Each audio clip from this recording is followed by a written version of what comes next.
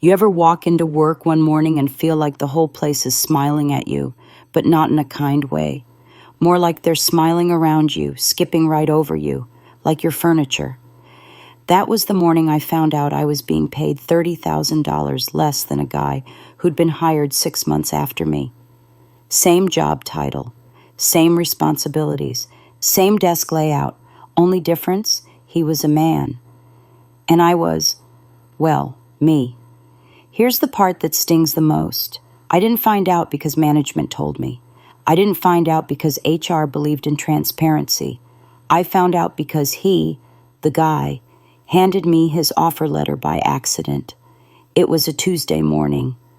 The kind of morning where you already feel behind, even though you got to work early. The office smelled like burnt coffee, keyboards tapping, printers whining, the usual soundtrack of a place that calls itself a family. Jason walked in, tall, loud, friendly in the way people are friendly when they've never been punched by life even once. He sat across from me, talking about his weekend trip, how his girlfriend booked them a hotel with her bonus money. Then he spilled his water bottle, and while grabbing napkins, he knocked his folder onto the floor. Offer letter slips out. Name, position, salary. My eyes caught the number before I could look away. My chest tightened. Surely I misread it. But I didn't. He was making $30,000 more for the same job I'd been doing longer. I sat there smiling at him like nothing happened, nodding along to his weekend story while a fire built in my stomach. When he left for a meeting, I walked into the women's restroom, locked the door, and stared at myself in the mirror. And you know what hurt the most? Not the money, not the disrespect, not even the lie. It was the realization that I had been loyal to people who weren't loyal to me. Now you might think the story jumped straight to revenge, right? But I didn't storm into HR. I didn't quit. I didn't scream. I stayed still. The kind of stillness that comes before a storm you're not ready to see yet. But make no mistake, something cracked inside me that morning. I went back to my desk. I opened my laptop. I typed like nothing happened. But I watched, and I learned. I watched who got opportunities, who got praised, who got blamed, whose ideas counted, whose didn't, who got bonuses, who got quiet pats on the back and next time. I became an observer in my own workplace, and every day the list grew longer. That's when I realized something important. This wasn't a mistake. This wasn't an oversight. This wasn't an error in payroll. This was how the company operated. Jason's salary wasn't the exception. It was the blueprint. And once I saw it, I couldn't unsee it. But to take revenge, you need more than anger. You need patience. You need timing. You need leverage. So, I stayed quiet, stayed strategic, stayed smarter than they deserved. Because if they thought underpaying me was a bargain, they were about to learn how expensive their arrogance could get. And when the moment finally came for me to walk out, I made sure I didn't leave alone. I left with something far more valuable than my dignity. I left with $300,000 of their money gone forever, not stolen, not embezzled, not illegal, just the natural consequence of a company that mistook me for someone they could underpay and overlook. And trust me when I say this, they never saw it coming. It all started the day they handed me a project so big, so important, so time-sensitive, that losing it would cost them. And they gave it to me because they thought I was desperate, grateful, obedient. The project they dumped on my desk, a contract renewal worth just over $300,000, a monster deal, the kind of deal that made executives sweat and bonuses swell, and they handed it to me like they were giving me a chore. No explanation, no recognition, just a quick tap on my desk from my manager, a man who always talked to me like he was tired of hearing himself speak. "Client loves you," he said, "as long as you don't mess this up." Then he walked away. I stared at the folder, thick, heavy, too important to treat casually, and that was the moment I realized something. They didn't respect me, but they trusted me. They trusted me to do the work, trusted me to save their numbers, trusted me to hold the company together while they praised men like Jason for great team energy. That trust was going to be their downfall. I opened the file and scanned the project. I knew this client. I had managed their account for 2 years. They loved me, not because I'm special, but I treated them like humans. Every time they called, I listened. Every time they needed clarity, I explained. Every time they were frustrated, I calmed the waters. This company kept them and kept earning from them because of me. And yet, they paid Jason $30,000 more. I sat back in my chair and felt something settle deep inside me. Not anger, but clarity. If they didn't value me enough to pay me fairly, then they didn't deserve the value I brought to their table. Not anymore. But here's the thing about revenge. You don't swing wildly. You don't strike while you're emotional. You move like water, quietly, patiently, and only when the timing is perfect. So I did my job, flawlessly, through meetings, through deadlines, through pressure, through long nights with takeout containers piling up beside my laptop. And the more I excelled, the more they leaned on me. My manager began asking me to real quick fix problems that weren't mine. Executives started forwarding emails to me with no context because they knew I'd figure it out. Jason began stopping by my desk almost daily, asking for help, because apparently his extra 30 grand didn't teach him Excel formulas. I didn't complain, didn't roll my eyes, didn't sigh, didn't even show annoyance. I became the person they thought would never leave. Weeks passed. The project moved smoothly, too smoothly, and the company, my company, began celebrating early. One day during a department meeting, our VP announced loudly, "If we land this contract, it keeps us financially stable for the quarter. Everyone should thank the team." The team. As if the team had done anything beyond breathing while I pulled 12-hour days. I watched their faces as the VP spoke.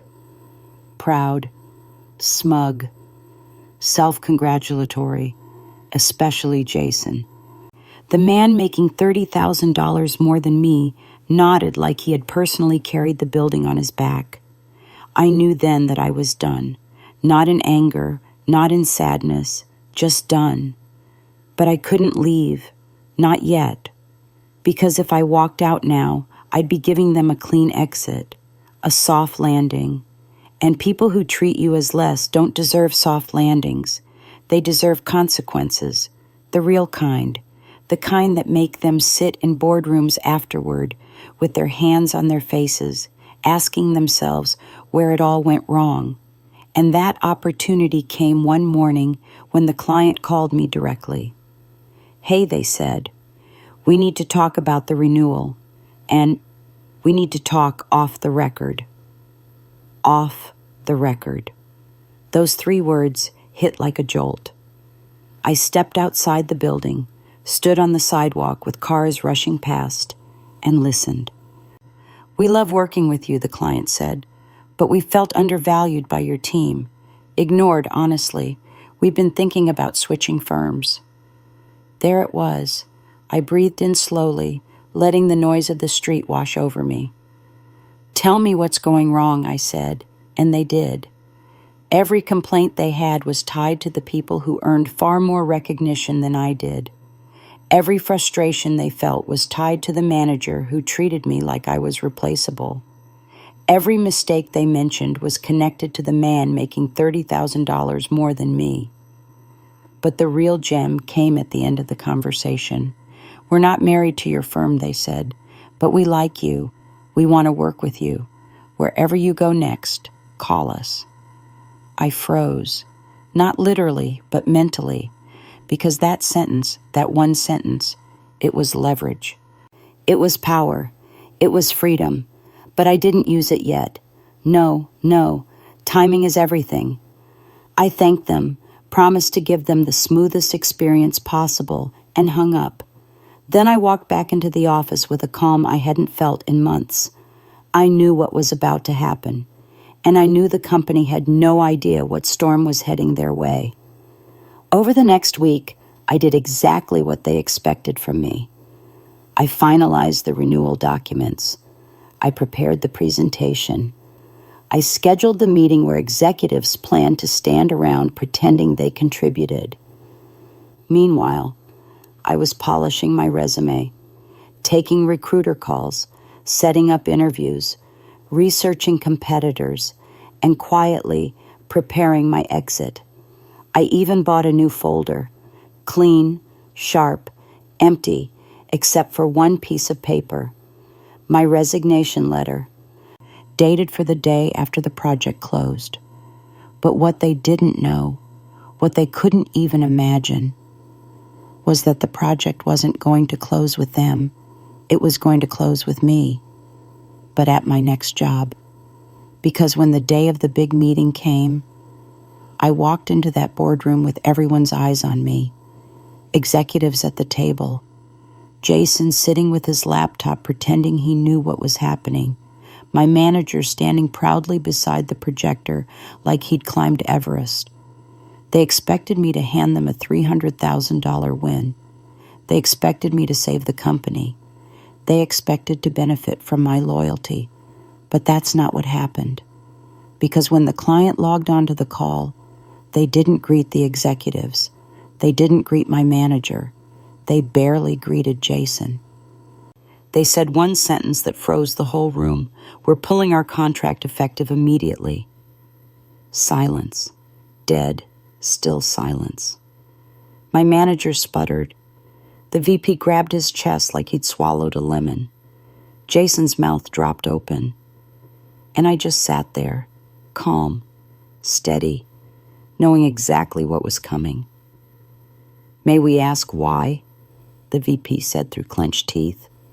"Yes," the client said, "because your company didn't treat your best employee fairly, and we don't work with companies that punish loyalty." My manager swallowed hard. Who are you referring to?" The client didn't hesitate. "Her."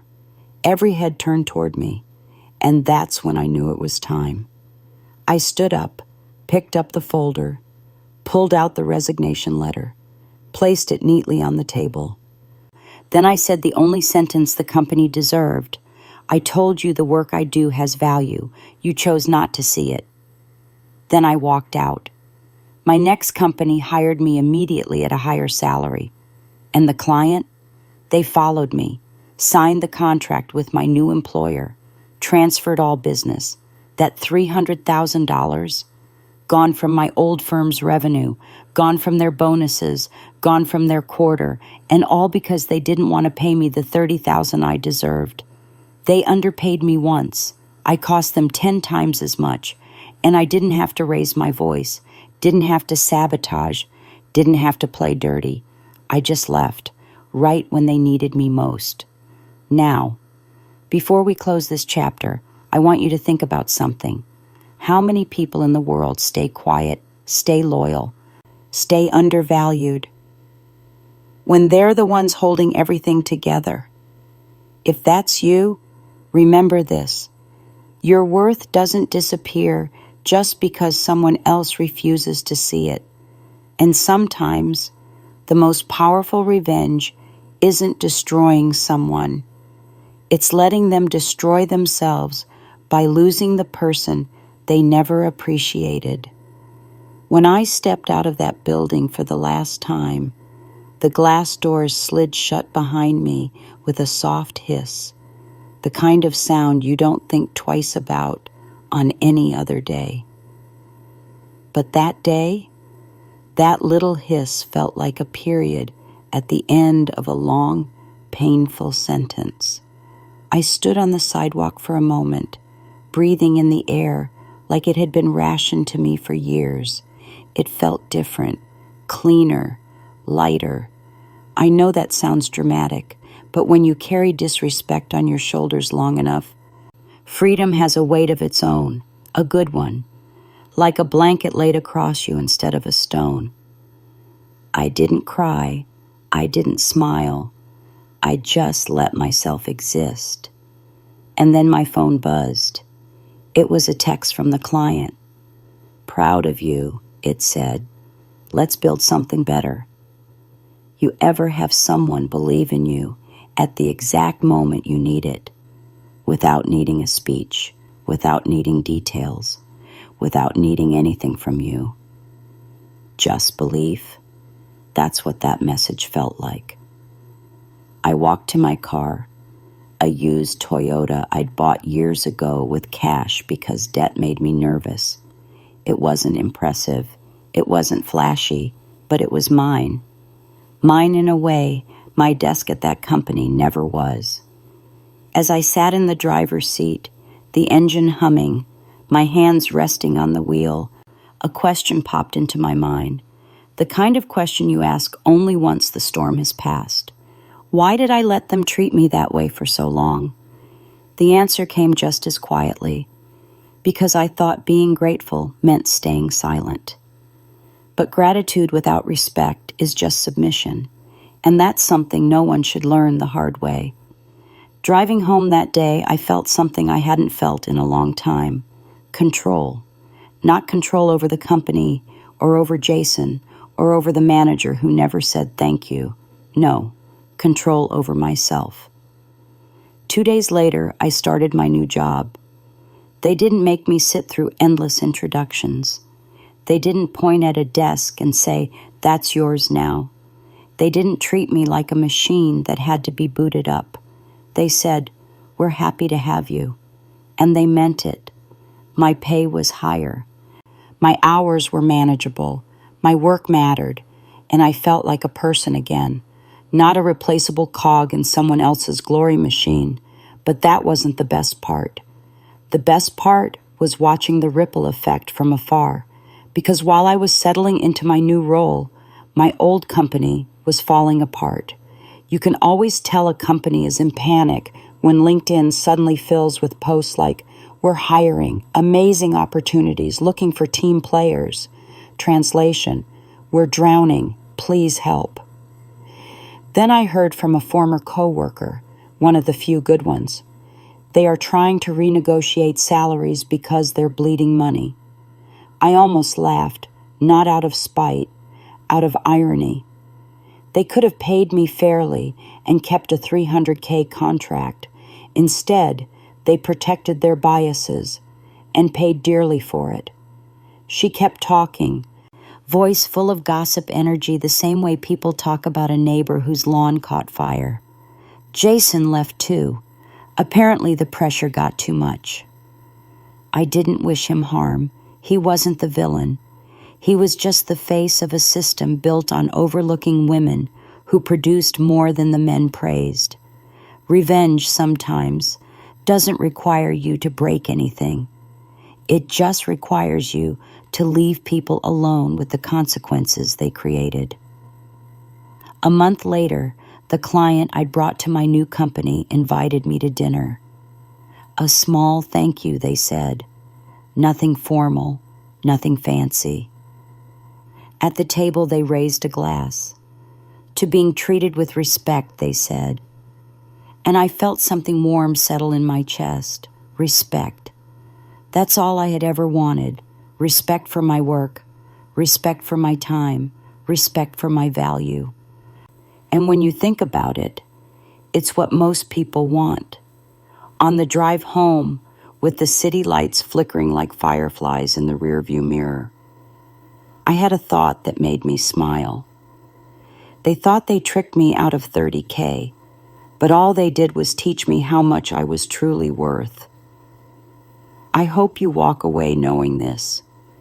Never stay where you are tolerated more than you are valued. Never let someone convince you that loyalty requires silence. Never let a paycheck define your worth. And never underestimate the power of leaving the wrong place at the right time. Because sometimes the most powerful revenge is living a life someone once tried to deny you. If you felt this story, if it reminded you of something you've lived through or someone who needed to hear it, subscribe, because I have more stories for you. Stories about people who were underestimated, people who were disrespected, people who were pushed down and found a way to rise so high the ones who overlooked them had to tilt their heads back just to see where they went. You're not alone. You're not invisible. And if you stick around, I'll keep telling stories that remind you of exactly that. Thanks for watching. I really appreciate you being here. If you enjoyed this story or it struck a chord with you, please give it a like, share it with someone who needs to hear it, and drop a comment below. I love reading what you think.